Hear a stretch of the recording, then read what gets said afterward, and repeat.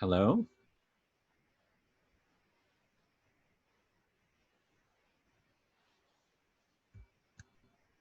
Let's do this. Okay, the numbers section. May have taken on a bit much here, but few of the takedowns are doing anything about this, mostly because it's hard to find where the sources of J.K. Rowling's sources are. A lot of them are anecdotal. Now, anecdote is not data, but each of us is a point of anecdote for something. So let's even give a little pinch of something to go with this. Just let's. We're going to have to, or we're never going to get through this. And we really want to get through this, don't we? The fourth is where things start to get truly personal. I'm concerned about the huge explosion in young women wishing to transition, and also about the increasing numbers who seem to be detransitioning, returning to their original sex. Now, again, we're going to be here all day if we try and fix her grammar a bit and give her the proper usage of the word sex and gender and etc. Because we want to just because they regret taking the steps they have, in some cases altering their bodies irrevocably and taking away their fertility. Some say they decided to transition after realizing they were same-sex attracted, and that transitioning was partly driven by homophobia, either in society or in their families. Well, let's talk about this a second. Detransitioning is not what she's saying it is in this usage. She's talking about early detransition or desisting. This can go anywhere from just stopping changing masculine clothes. She's talking about girls, obviously, or stopping hormones very, very early on because of finding that having the same dysphoria as someone who is trans will have. It's not homophobia. Uh, if they have homophobia in their families, they're not even going to go this far. It's just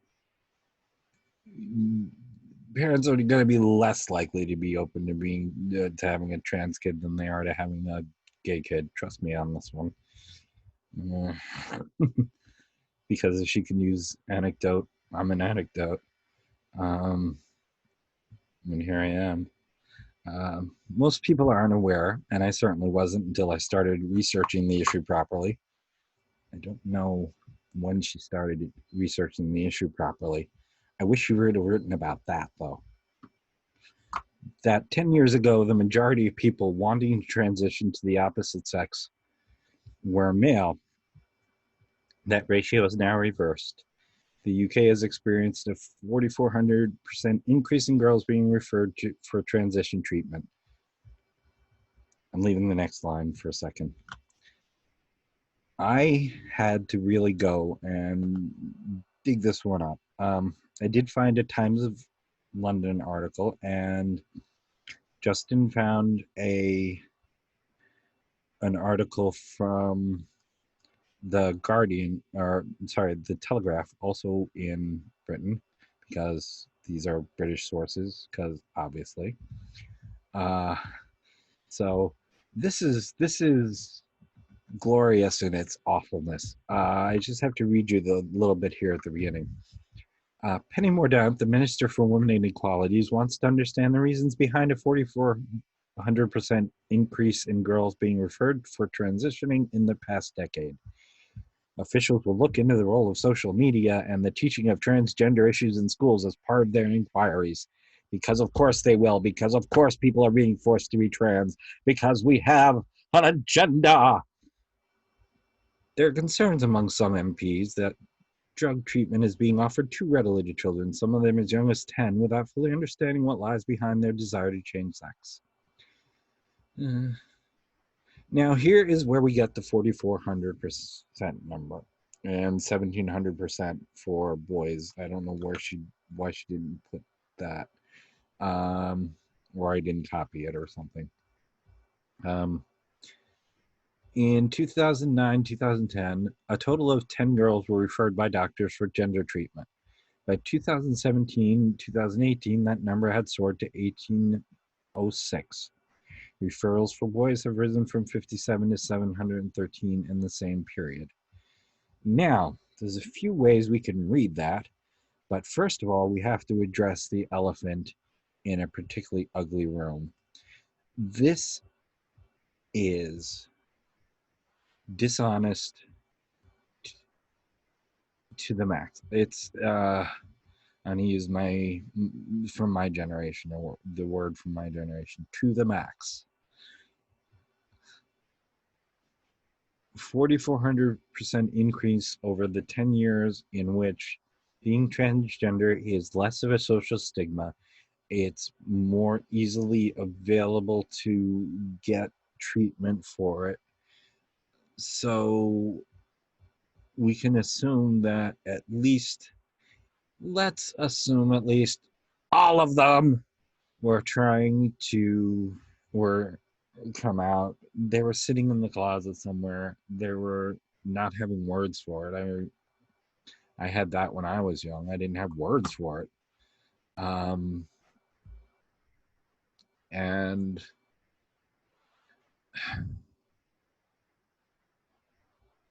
we can also assume that some of the boys, quote unquote, getting treatment, which is a lot more than 10,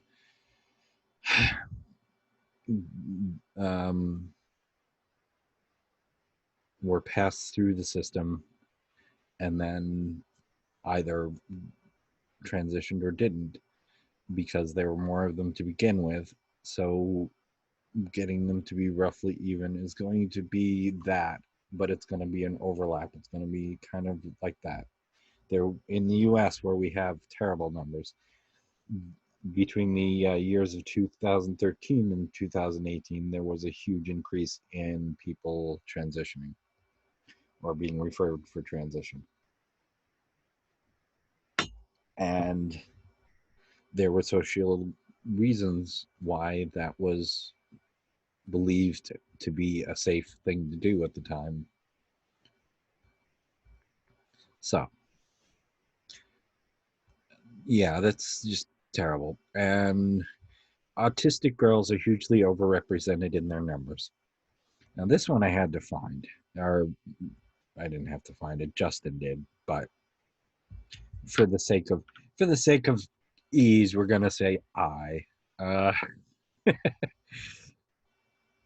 the the closest thing that was found, and good on him for digging this one up. Contrast with referrals to Tavistock and Portman Gender Identity Disorder Service, in which it is mentioned the links with the finding there seems to be a higher prevalence of autism spectrum conditions. Now, there is a comorbidity between what they used to call Asperger's, and they now include just straight in the autism spectrum disorder, but it's mostly in the Asperger's range. That about 10% or so of trans people, again, this is in the US and our numbers are terrible, so we don't really know, are in that range, including myself. So one of the things this is telling us is that we don't know who we are. We don't have the mental capacity to know who we are, and we're just being led around. And I resent that one line more than I resent everything else in this entire paper. And there are a lot of things to resent in here. You're not protecting autistic girls, even if you consider us girls. And my automatically switched in my head. You're not protecting autistic anybody. Sorry. The same phenomenon has been seen in the US. In 2018, American physician and researcher Lisa Littman set out to explore it. The intrepid explorer. We're going to have some fun with Lisa Littman. If you look, there is an entire video that Justin has that is on Lisa Littman. I'm going to be cribbing heavily from that. And I'm going to be cribbing a bit from Zinnia Jones, just so it's not too much of a good thing.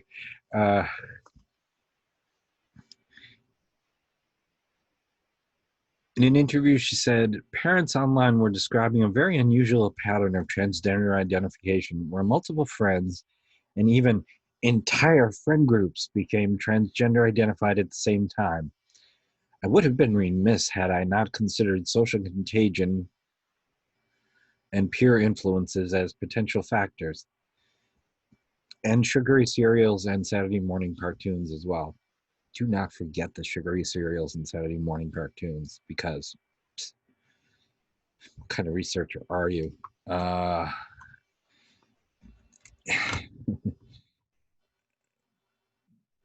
Littman mentioned Tumblr, Reddit, Instagram, and YouTube as contributing factors to rapid onset gender dysphoria, where she believes that in the realm of transgender identification, youth have created particularly insular echo chambers. Well, this is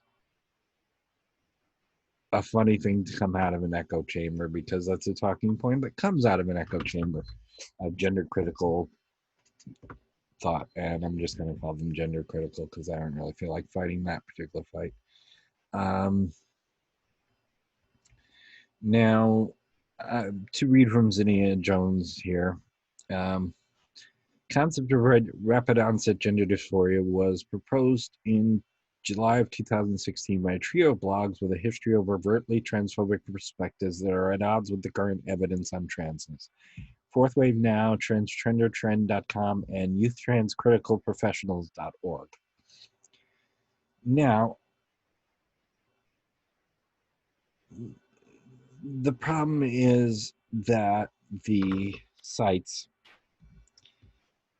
that she took from and the stories that she took from them and the people that she took these stories from are all parents with some problem about transgender being in our midst. Because we come out of pods, we don't come out of Tumblr. Doesn't anybody know anything? Now, if you're going to talk to parents who are already thinking that trans is a trend, then you're going to get data that indicates that being trans is a trend, because that's the only place you're looking. Now, for most of us who were looking for a place to belong, who are already trans and just never thought that that was okay to be, yes, the internet is wonderful. It's also quite terrible in places, but I found a community that were like me. And to say that that is causing my transition instead of helping to alleviate my pain is dishonest, it is cruel, it is horrible.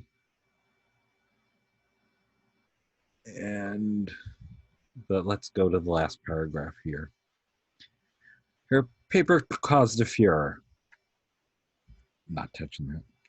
She was accused of bias and spreading misinformation about transgender people, subjected to a tsunami of abuse, and a concerted campaign to discredit both her and her work.